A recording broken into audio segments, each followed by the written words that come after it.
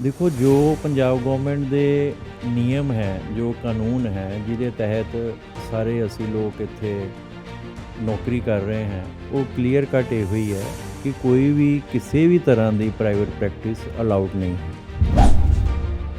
ਜੇ ਕੋਈ ਫਿਰ ਵੀ ਉਸ ਕੌਸ਼ਨ ਨੂੰ ਜਾਂ ਵਾਰਨਿੰਗ ਨੂੰ ਨਹੀਂ ਸਮਝਦਾ ਤੇ ਉਹਦੇ ਅਗੇਂਸਟ ਐਕਸ਼ਨ ਲਿਆ ਜਾਵੇਗਾ।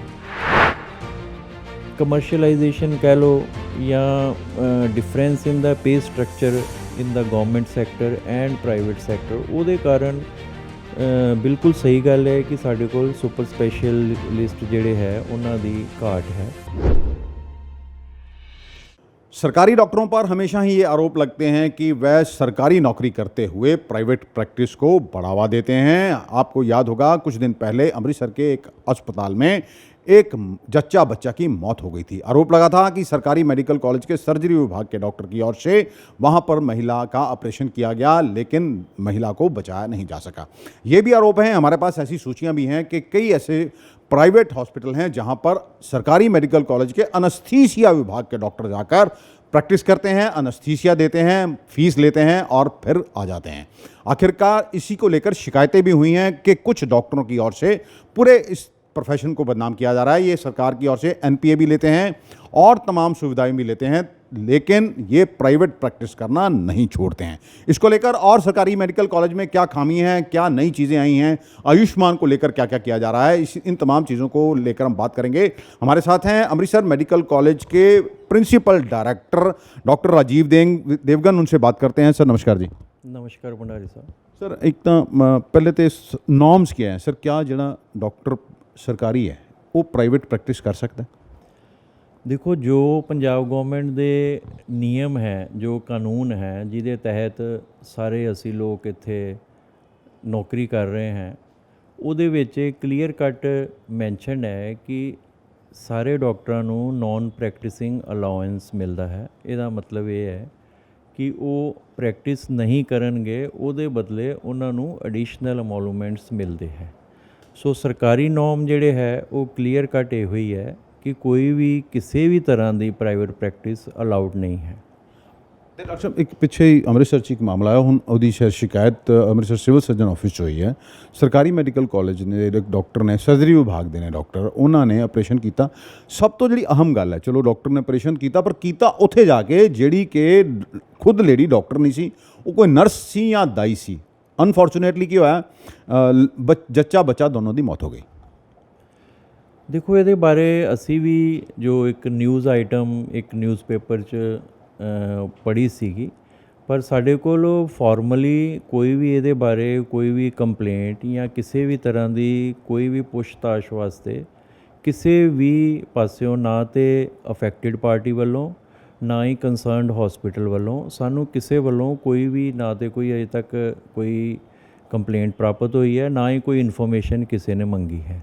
ਹਾਂ ਇੰਨਾ ਜ਼ਰੂਰ ਹੈ ਕਿ ਜੇ ਕੋਈ ਇਸ ਤਰ੍ਹਾਂ ਦਾ ਇੰਸੀਡੈਂਸ ਹੁੰਦਾ ਹੈ ਤੇ ਉਹਦੇ ਬਾਰੇ ਜੋ ਰਿਕੁਆਇਰਡ ਗਾਈਡਲਾਈਨਸ ਹੈ ਉਹਦੇ ਹਿਸਾਬ ਨਾਲ ਸ਼ਿਕਾਇਤਕਰਤਾ ਜੇ ਅਪਰੋਚ ਕਰਦਾ ਹੈ ਤੇ ਇਹਦੇ ਬਾਰੇ ਗਹਿਰਾਈ ਨਾਲ ਜਾਂਚ ਕੀਤੀ ਜਾਊਗੀ। ਅੱਛਾ ਇੱਕ ਇਹ ਵੀ ਹੈ, ਸਾਡੇ ਕੋਲ ਇੱਕ ਲਿਸਟ ਹੈ ਪੂਰੀ ਕਿ ਅਨਸਥੀਸੀਆ ਵਿਭਾਗ ਦੇ ਡਾਕਟਰ ਜਿਹੜੇ ਪ੍ਰਾਈਵੇਟ ਹਸਪਤਾਲਾਂ ਦੇ ਵਿੱਚ ਜਾ ਕੇ ਅਨਸਥੀਸੀਆ ਦਿੰਦੇ ਨੇ। ਇੱਥੇ ਬਹੁਤ ਸਾਰੇ ਉਹ ਡਾਕਟਰ ਕੰਮ ਕਰਦੇ ਨੇ। ਮੇਰੇ ਕੋਲ ਕਾਫੀ ਸਾਰੇ ਉਹਦੇ ਜਿਹੜੇ ਹੈ ਕੁਝ ਫੁਟੇਜ ਵੀ ਹੈਗੀਆਂ ਉਹਨਾਂ ਡਾਕਟਰਾਂ ਦੀਆਂ ਜਿਹੜਾ ਇਹ ਕੰਮ ਕਰ ਰਹੇ ਆ। ਮੈਨੂੰ ਕਾਫੀ ਸਾਰੀਆਂ ਸ਼ਿਕਾਇਤਾਂ ਵੀ ਆਈਆਂ ਵੀ ਕਿਆ ਉਹਨਾਂ ਦੇ ਉੱਪਰ ਕੋਈ ਲਗਾਮ ਲਗਾਈ ਜਾ ਰਹੀ ਹੈ ਵੀ ਕਿਸ ਤਰ੍ਹਾਂ ਕਰ ਰਹੇ ਆ ਉਹ। ਦੇਖੋ ਅਸੀਂ ਤਾਂ ਕਲੀਅਰ ਕੱਟ ਸਾਰਿਆਂ ਨੂੰ ਸਮੇਂ-ਸਮੇਂ ਸਿਰ ਇੰਸਟਰਕਸ਼ਨ ਹਿਦਾਇਤਾਂ ਜਾਰੀ ਕਰਦੇ ਰਹਿੰਦੇ ਹਾਂ ਕਿ ਕੋਈ ਵੀ ਬੰਦਾ ਕੋਈ ਵੀ EMPLOYEE ਜਿਹੜਾ ਇੱਥੋਂ ਦਾ ਹੈਗਾ ਹੈ ਉਹ ਕਿਸੇ ਵੀ ਤਰ੍ਹਾਂ ਦੀ ਪ੍ਰਾਈਵੇਟ ਪ੍ਰੈਕਟਿਸ ਨਹੀਂ ਕਰ ਸਕਦਾ। ਜੇ ਫਿਰ ਵੀ ਕੋਈ ਇਹੋ ਜਿਹੀ ਪ੍ਰੈਕਟਿਸ 'ਚ ਇਨਵੋਲਵ ਹੁੰਦਾ ਹੈ ਔਰ ਸਾਡੇ ਧਿਆਨ 'ਚ ਕੋਈ ਡਾਕੂਮੈਂਟ ਸਮੇਤ ਕੋਈ ਪੁਖਤਾ ਸਬੂਤ ਨਾਲ ਸਾਨੂੰ ਕੋਈ ਪੇਸ਼ ਕਰਦਾ ਹੈ ਤੇ ਅਸੀਂ ਉਹ ਜ਼ਰੂਰ ਆਪਣੇ ਉੱਚ ਅਧਿਕਾਰੀਆਂ ਨੂੰ ਕੰਪਲੇਂਟ ਦਾ ਪੂਰਾ ਜੋ ਹੈ ਕਮੇਟੀ ਬਿਠਾ ਕੇ ਜਾਂਚ ਕਰਕੇ ਔਰ ਉਹਦਾ ਉੱਚ ਅਧਿਕਾਰੀਆਂ ਨੂੰ ਕੋਈ ਨਾ ਕੋਈ ਐਕਸ਼ਨ ਲੈਣ ਵਾਸਤੇ ਜ਼ਰੂਰ ਅਸੀਂ ਭੇਜਾਂਗੇ। ਇੱਕ ਹੁਣੇ ਇੱਕ ਮੁੱਖ ਮੰਤਰੀ ਭਗਵੰਤ ਮਾਨ ਨੂੰ ਇੱਕ ਸ਼ਿਕਾਇਤ ਹੋਈ ਹੈ ਕਿ ਮੈਡੀਕਲ ਕਾਲਜ ਦੇ ਬਹੁਤ ਸਾਰੇ ਡਾਕਟਰ ਬਾਹਰ ਪ੍ਰੈਕਟਿਸ ਕਰਦੇ, ਐਨਪੀਏ ਵੀ ਲੈ ਰਹੇ ਨੇ, ਤੇ ਉਹਦੇ ਬਾਰੇ ਸਰ ਤੁਹਾਡੇ ਵੱਲੋਂ ਤੁਹਾਨੂੰ ਵੀ ਸ਼ਾਇਦ ਉਹ ਲੈਟਰ ਮੇਰੇ ਖਿਆਲ ਆਈ ਹੋਈ ਹੈ, ਇੱਕ ਗਰੁੱਪ 'ਚ ਵੀ ਬਹੁਤ ਘੁੰਮ ਰਹੀ ਹੈ, ਤੇ ਤੁਹਾਡੇ ਬਾਰੇ ਕਿਆ ਤੁਹਾਡੇ ਵੱਲੋਂ ਕਿਆ ਉਹਦੇ 'ਤੇ ਪ੍ਰੀਵੈਂਟਿਵ ਮੇਜਰ ਲਏ ਗਏ ਨੇ, ਕਿਉਂਕਿ ਤੁਸੀਂ ਜਵਾਬ ਵੀ ਬਣਾ ਕੇ ਭੇਜਣਾ ਉੱਪਰ। ਦੇਖੋ ਅਸੀਂ ਸਮੇਂ-ਸਮੇਂ ਸਿਰ ਜਿਵੇਂ ਸਾਡੀ ਕਾਲਜ ਕਾਉਂਸਲ ਦੀ ਮੀਟਿੰਗ ਵੀ ਹੁੰਦੀ ਹੈ ਹਰ 3 ਮਹੀਨਿਆਂ ਬਾਅਦ, ਔਰ ਇਸ ਤੋਂ ਇਲਾਵਾ ਵੀ ਅਸੀਂ ਰੂਟੀਨ 'ਚ ਸਾਰੇ ਡਾਕਟਰ ਸਾਹਿਬਾਨ ਜਿੰਨੇ ਵੀ ਇੱਥੇ ਕੰਮ ਕਰ ਰਹੇ ਹੈ ਉਹਨਾਂ ਨੂੰ ਅਸੀਂ ਇਸ ਬਾਰੇ ਆਗਾਹ ਕਰਦੇ ਰਹਿੰਦੇ ਹਾਂ ਕਿ ਇਹ ਜੋ ਪ੍ਰੈਕਟਿਸ ਜੇ ਕੋਈ ਕਰਦਾ ਹੈ ਤੇ ਉਹ ਬਿਲਕੁਲ ਗਲਤ ਹੈ। ਪਰ ਜੇ ਕੋਈ ਫਿਰ ਵੀ ਉਸ ਕੌਸ਼ਨ ਨੂੰ ਜਾਂ ਵਾਰਨਿੰਗ ਨੂੰ ਨਹੀਂ ਸਮਝਦਾ ਤੇ ਉਹਦੇ ਅਗੇਂਸਟ ਐਕਸ਼ਨ ਲਿਆ ਜਾਵੇਗਾ। ਡਾਕਟਰ ਸਾਹਿਬ ਜਿਹੜੀ ਚਿੱਠੀ ਆਈ ਜੀ ਉਹਦੇ ਬਾਰੇ ਸਰ ਕੀ ਕਹਿਣਾ ਜੀ? ਚਿੱਠੀ ਸਾਡੇ ਕੋਲ ਇਸ ਤਰ੍ਹਾਂ ਦੀ ਕੋਈ ਆਫੀਸ਼ੀਅਲ ਚਿੱਠੀ ਨਹੀਂ ਆਈ। ਇਹਦੇ ਬਾਰੇ ਜਿਵੇਂ ਤੁਸੀਂ ਕਹਿ ਰਹੇ ਹੋ WhatsApp ਮੈਸੇਜ ਹੀ ਹੈ, ਇੱਕ ਇਹ WhatsApp ਮੈਸੇਜ ਹੀ ਹੈਗਾ ਹੈ। ਇਹਦੇ ਬਾਰੇ ਸਾਡੀ ਕੋਈ ਆਥੈਂਟਿਸਿਟੀ ਜਾਂ ਕੋਈ ਇੱਕ ਲੈਟਰ ਫਾਰਮ 'ਚ ਇੱਕ ਫਾਰਮਲ ਕੰਪਲੇਂਟ ਜਾਂ ਇਸ ਤਰ੍ਹਾਂ ਦੀ ਕੋਈ ਨਹੀਂ ਆਈ ਸਾਡੇ। ਅੱਛਾ ਡਾਕਟਰ ਸਾਹਿਬ, ਇਸ ਤੋਂ ਇਲਾਵਾ ਸਰ ਪਿੱਛੇ ਜੇ ਇਹ ਵੀ ਸੀਗਾ ਵੀ ਆਯੁਸ਼ਮਾਨ ਦੇ ਪੇਸ਼ੈਂਟਸ ਨੂੰ ਕਾਫੀ ਖਰਾਬ ਕੀਤਾ ਜਾ ਰਿਹਾ। ਕੁਝ ਖਾਸ ਦੁਕਾਨਾਂ ਤੇ ਆਯੁਸ਼ਮਾਨ ਦੇ ਪੇਸ਼ੈਂਟ ਜਾਂਦੇ ਉਹਨਾਂ ਨੂੰ ਬਿੱਲ ਨਹੀਂ ਦਿੱਤੇ ਜਾਂਦੇ, ਪੈਸੇ ਲਏ ਜਾਂਦੇ ਨੇ। ਇਹ ਬੜਾ ਗੋਲਮਾਲ ਚੱਲ ਰਿਹਾ ਸੀ, ਉਹਨੂੰ ਲੈ ਕੇ ਸਰ ਤੁਹਾਡੇ ਵੱਲੋਂ ਕੋਈ ਕਮੇਟੀ ਬਣਾਈ ਗਈ ਸੀ ਜਾਂ ਉਹਦੇ ਤੇ ਕੋਈ ਐਕਸ਼ਨ ਲਿਆ ਗਿਆ ਅਜੇ ਤੱਕ ਕਿ ਨਹੀਂ? ਦੇਖੋ ਇਸ ਤਰ੍ਹਾਂ ਹੈ ਭੰਡਾਰੀ ਸਾਹਿਬ, ਇਹ ਜੋ ਸਾਰੀਆਂ ਚੀਜ਼ਾਂ ਹੈ ਨਾ, ਇਹ ਮਤਲਬ ਬਿੱਲ ਨਹੀਂ ਦਿੱਤੇ ਜਾਂਦੇ ਜਾਂ ਕੁਛ ਹੈ, ਇਹ ਇੱਕ ਤਰ੍ਹਾਂ ਦੀ ਨਾ ਅਫਵਾਹਾਂ ਫੈਲਾਈਆਂ ਗਈਆਂ ਹੈ। ਦੇਖੋ ਇੱਕ ਪੇਸ਼ੈਂਟ ਜਿਹੜਾ ਹੈ ਉਹ ਅਗਰ 10 ਦਿਨ ਇੱਥੇ ਰਹੇਗਾ ਔਰ ਉਹ ਮਿਨੀਮਮ ਰੇਟ ਤੇ ਜਿਹੜੇ ਵੀ ਮੈਡੀਕਲ ਸਟੋਰ ਇਹਨਾਂ ਨੇ MS ਆਫਿਸ ਦੀ ਇੱਕ ਕਮੇਟੀ ਬਣ ਕੇ ਉੱਥੇ ਉਹਨਾਂ ਨੇ ਈਅਰ ਮਾਰਕ ਕੀਤੇ ਹੈ ਔਰ ਉੱਥੋਂ ਉਹ ਮੈਡੀਸਨ ਲਿਆਏਗਾ ਔਰ ਉਹ ਵਾਲਾ ਮੈਡੀਕਲ ਸਟੋਰ ਪ੍ਰੋਪਰ ਉਹਦੇ ਬਿੱਲ ਮੇਨਟੇਨ ਕਰਕੇ ਔਰ ਕੰਸਰਨ ਜਿਹੜੀ ਵਾਰਡ ਇੰਚਾਰਜ ਹੈ ਡਾਕਟਰ ਹੈ ਉਹਦੇ ਕੋਲੋਂ ਸਾਈਨ ਕਰਾ ਕੇ ਕਾਊਂਟਰ ਸਾਈਨ ਕਰਕੇ ਤਾਂ ਹੀ ਉਹ ਉਹਦੀ ਪੇਮੈਂਟ ਵਾਸਤੇ ਉਹਨੂੰ ਸਬਮਿਟ ਕਰੇਗਾ। ਹੁਣ ਦਿਨ 'ਚ ਅਗਰ 10 ਵਾਰੀ ਪੇਸ਼ੈਂਟ ਅਗਰ ਦਵਾਈ ਲੈਣ ਜਾਂਦਾ ਹੈ ਜਾਂ 3 ਵਾਰੀ ਜਾਂਦਾ ਹੈ ਜਾਂ 2 ਵਾਰੀ ਜਾਂਦਾ ਹੈ, ਉਹ ਹਰ ਵਾਰੀ ਉਹਦਾ ਬਿੱਲ ਜਿਹੜਾ ਹੈ ਉਹ ਨਹੀਂ ਕੱਟਿਆ ਜਾ ਸਕਦਾ। ਉਹਨੂੰ ਬਿੱਲ ਨੂੰ ਕੰਪਾਈਲ ਕਰਕੇ ਡੇਲੀ ਬੇਸ 'ਤੇ ਜਾਂ ਸੈਕਿੰਡ ਡੇ ਜਾਂ ਥਰਡ ਡੇ ਕੋਈ ਸਿਸਟਮ ਇੱਕ ਇਸ ਤਰ੍ਹਾਂ ਦਾ ਇਵੋਲਵ ਕੀਤਾ ਹੋਇਆ ਹੈ ਜਿਹਦੇ ਹਿਸਾਬ ਨਾਲ ਸਿਸਟਮੈਟਿਕ ਕੰਮ ਚੱਲ ਰਿਹਾ। ਹੁਣ ਤੁਸੀਂ ਇਸ ਚੀਜ਼ ਦਾ ਅੰਦਾਜ਼ਾ ਲਗਾ ਸਕਦੇ ਹੋ ਕਿ ਇਸ ਵੇਲੇ ਆਯੁਸ਼ਮਾਨ ਸਕੀਮ ਸਿਰਫ ਮੈਡੀਕਲ ਕਾਲਜ ਅੰਮ੍ਰਿਤਸਰ ਵਿੱਚ ਹੀ ਚੱਲ ਰਹੀ ਹੈ। ਸਾਰੇ ਪ੍ਰਾਈਵੇਟ ਹਸਪੀਟਲਾਂ ਨੇ ਇਸ ਸਕੀਮ ਤੋਂ ਪਿੱਛੇ ਹੋ ਗਏ ਹੈ, ਉਹ ਨਹੀਂ ਕਰਨਾ ਚਾਹੁੰਦੇ। ਇਸ ਦੇ ਬਾਵਜੂਦ ਵੀ ਸਾਡੇ ਕੋਲ ਇਸ ਵੇਲੇ ਮੈਕਸਿਮਮ ਨੰਬਰ ਆਫ ਪੇਸ਼ੈਂਟ ਅਸੀਂ ਲੈ ਰਹੇ ਹਾਂ ਔਰ ਉਹਨਾਂ ਦਾ ਟ੍ਰੀਟਮੈਂਟ ਕਰ ਰਹੇ ਹਾਂ ਔਰ ਬੜੀਆ ਤਰੀਕੇ ਨਾਲ ਟ੍ਰੀਟਮੈਂਟ ਕਰ ਰਹੇ ਹਾਂ। ਇਸ ਤੋਂ ਇਲਾਵਾ ਮੈਂ ਤੁਹਾਡੇ ਧਿਆਨ 'ਚ ਵੀ ਲਿਆਉਣਾ ਚਾਹੁੰਦਾ ਹਾਂ ਕਿ ਅਸੀਂ ਰੀਸੈਂਟਲੀ ਹੁਣ ਜੋ ਪ੍ਰਧਾਨ ਮੰਤਰੀ ਜਨ ਔਸ਼ਧੀ ਸਕੀਮ ਹੈ ਉਹਦੇ ਅਧੀਨ ਅਸੀਂ ਸਰਕਾਰ ਕੋਲੋਂ ਜਾਂ ਸਰਕਾਰ ਦੇ ਜਿਹੜੇ ਡੈਜ਼ਿਗਨੇਟਿਡ ਡੀਲਰ ਹੈ ਏਜੰਸੀਜ਼ ਹੈ ਉਹਨਾਂ ਕੋਲੋਂ ਅਸੀਂ ਹਸਪੀਟਲ ਆਪਣੇ ਤੌਰ 'ਤੇ ਹੀ ਉਹਨਾਂ ਕੋਲੋਂ ਸਪਲਾਈ ਲੈਣੀ ਸ਼ੁਰੂ ਕਰਤੀ ਹੈ ਔਰ ਉਹ ਦਵਾਈਆਂ ਸਾਨੂੰ ਕਾਫੀ ਮਾਤਰਾ 'ਚ ਆਉਣੀਆਂ ਸ਼ੁਰੂ ਹੋ ਗਈਆਂ ਔਰ ਅਗਲੇ ਹਫ਼ਤਾ 10 ਦਿਨ 'ਚ ਸਾਨੂੰ ਲਗਭਗ 100% ਮੈਡੀਸਨ ਦੀ ਜਿਹੜੀ ਪੂਰਤੀ ਹੋ ਜਾਏਗੀ। ਉਸ ਤੋਂ ਬਾਅਦ ਫਿਰ ਕਿਸੇ ਵੀ ਪੇਸ਼ੈਂਟ ਨੂੰ ਆਯੁਸ਼ਮਾਨ ਵਾਸਤੇ ਬਾਹਰ ਨਹੀਂ ਜਾਣਾ ਪਏਗਾ, ਸਾਰੀਆਂ ਦਵਾਈਆਂ ਦੀ ਪੂਰਤੀ ਅੰਦਰੋਂ ਹੀ ਹੋਏਗੀ। ਡਾਕਟਰ ਸਾਹਿਬ ਇੱਕ ਕੈਂਸਰ ਇੰਸਟੀਚਿਊਟ ਬਣ ਰਿਹਾ ਸੀਗਾ ਸਰ, ਕਾਫੀ ਸਟੇਟ ਕੈਂਸਰ ਇੰਸਟੀਚਿਊਟ, ਉਹਦਾ ਸਰ ਕੀ ਸਟੇਟਸ ਹੈ ਇਸ ਵੇਲੇ? ਸਟੇਟ ਕੈਂਸਰ ਇੰਸਟੀਚਿਊਟ ਦਾ ਇੱਕ ਬਹੁਤ ਹੀ ਇੰਪੋਰਟੈਂਟ ਜਿਹੜਾ ਪਾਰਟ ਸੀਗਾ, ਜਿਹੜਾ ਰੇਡੀਏਸ਼ਨ ਥੈਰੇਪੀ ਬਲਾਕ ਸੀਗਾ, ਉਹ ਇਸ ਵੇਲੇ ਫੁੱਲੀ ਫੰਕਸ਼ਨਲ ਹੈ। ਸਾਡੇ ਕੋਲ ਲਗਭਗ 100 ਦੇ ਲਾਗੇ ਕੈਂਸਰ ਪੇਸ਼ੈਂਟ ਹੈ ਜਿਹੜਾ ਡੇਲੀ ਰੇਡੀਏਸ਼ਨ ਥੈਰੇਪੀ ਲੈ ਰਿਹਾ ਹੈ।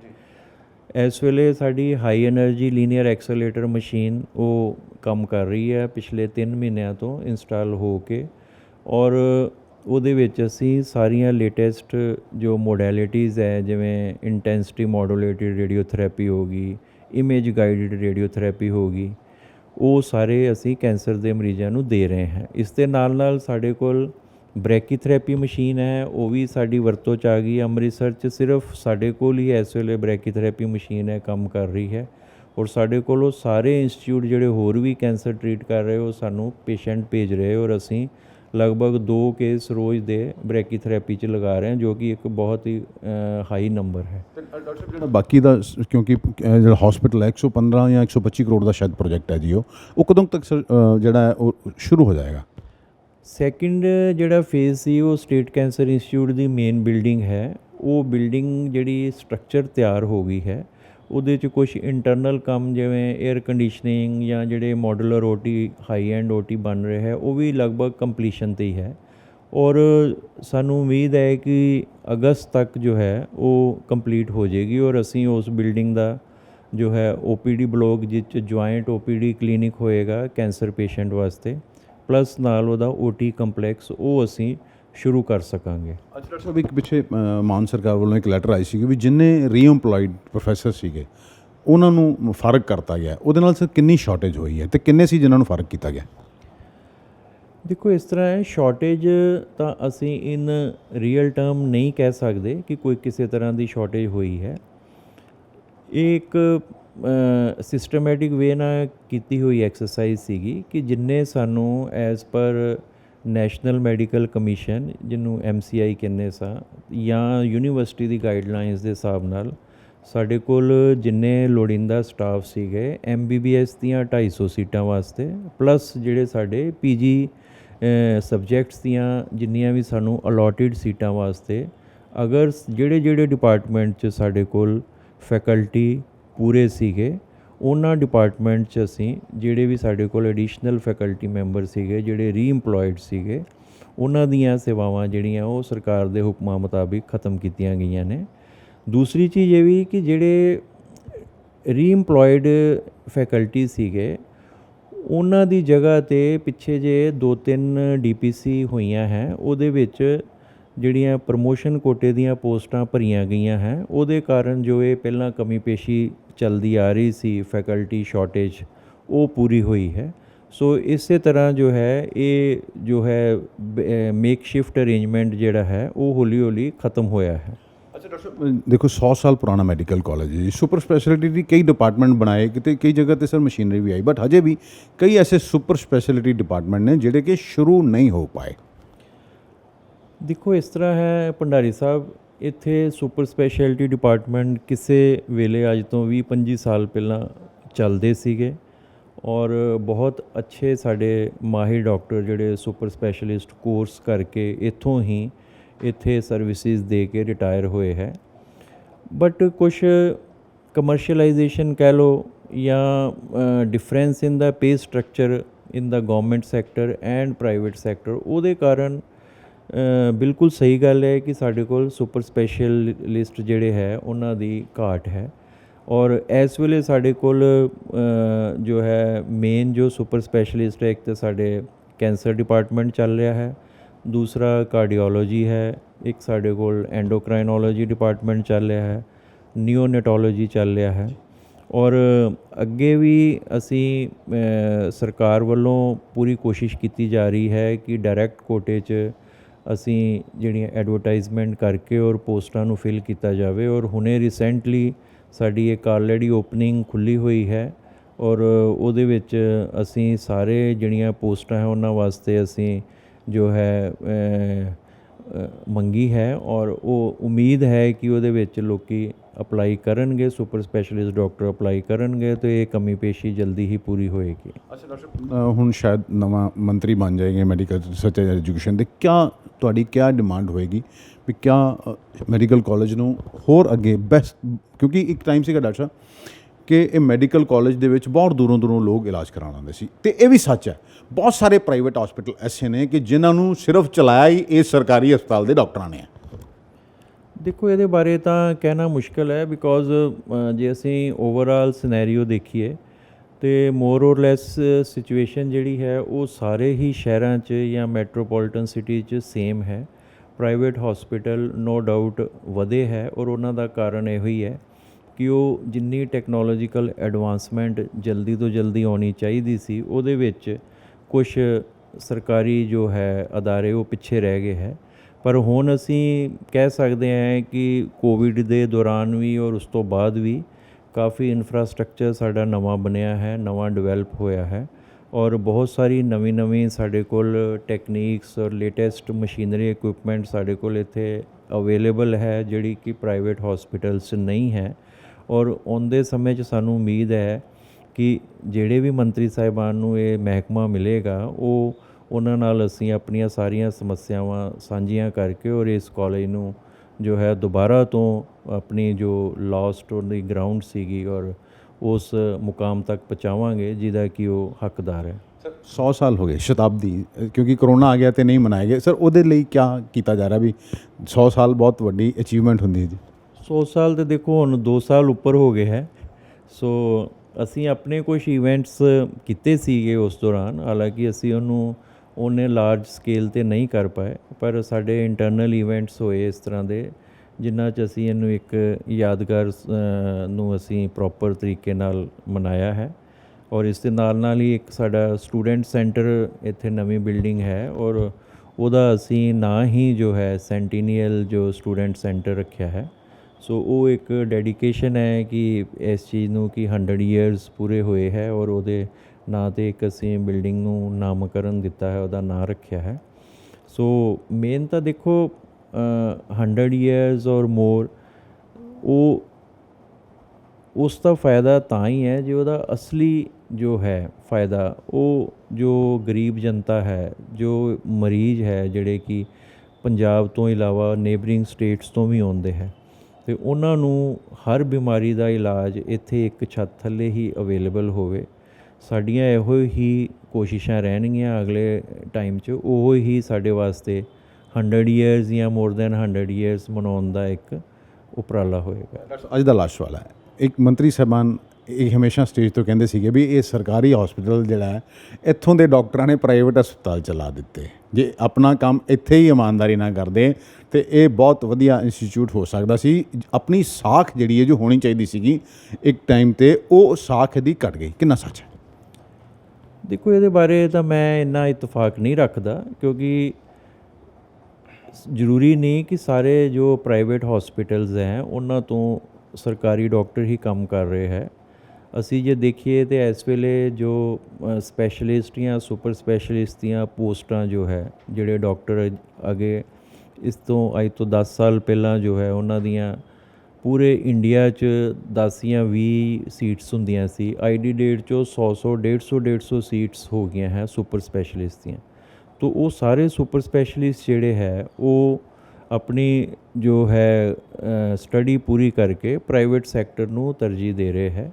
ਸੋ ਉਹਦਾ ਮੈਂ ਕਾਰਨ ਤੁਹਾਨੂੰ ਮੇਨ ਦੱਸਿਆ ਹੀ ਹੈ ਕਿ ਬਿਕੋਜ਼ ਸੁਪਰ ਸਪੈਸ਼ਲਿਸਟ ਦੀ ਜੋ ਪੇ ਪੈਰਿਟੀ ਹੈ ਗਵਰਨਮੈਂਟ ਸੈਕਟਰ 'ਚ ਔਰ ਪ੍ਰਾਈਵੇਟ ਸੈਕਟਰ 'ਚ, ਜਿੱਥੇ ਉਹ ਬਹੁਤ ਜ਼ਿਆਦਾ ਕਮਾਈ ਦਾ ਉਹਨਾਂ ਦਾ ਸਾਧਨ ਹੈਗਾ ਹੈ। ਸੋ ਇਹੋ ਹੀ ਇੱਕ ਮੇਨ ਕਾਰਨ ਹੈ।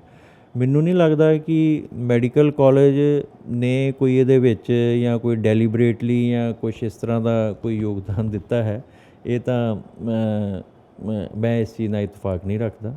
धन्यवाद। ये थे डायरेक्टर प्रिंसिपल हैं अमृतसर मेडिकल कॉलेज के डॉक्टर राजीव देवगन। इनका कहना है कि प्राइवेट प्रैक्टिस किसी भी सूरत में अलाउड नहीं है, समय समय पर हिदायत भी की जाती है। और रही बात मेडिकल कॉलेज की सुपर स्पेशलिस्ट जो डॉक्टर कम हैं, वो इसलिए कम हैं क्योंकि प्राइवेट क्षेत्र में पैसा डॉक्टर को बहुत मिलता है और सरकारी में पैसा कम मिलता है। उम्मीद करते हैं कि आने वाले दिनों में जो भी सुपर स्पेशलिटी जो डिपार्टमेंट बंद हैं वे भी शुरू होंगे ताकि मरीजों को और भी बेहतर सेवाएं मिल सकें। अमृतसर से D4 न्यूज़ के लिए दीपक भंडारी की खास रिपोर्ट।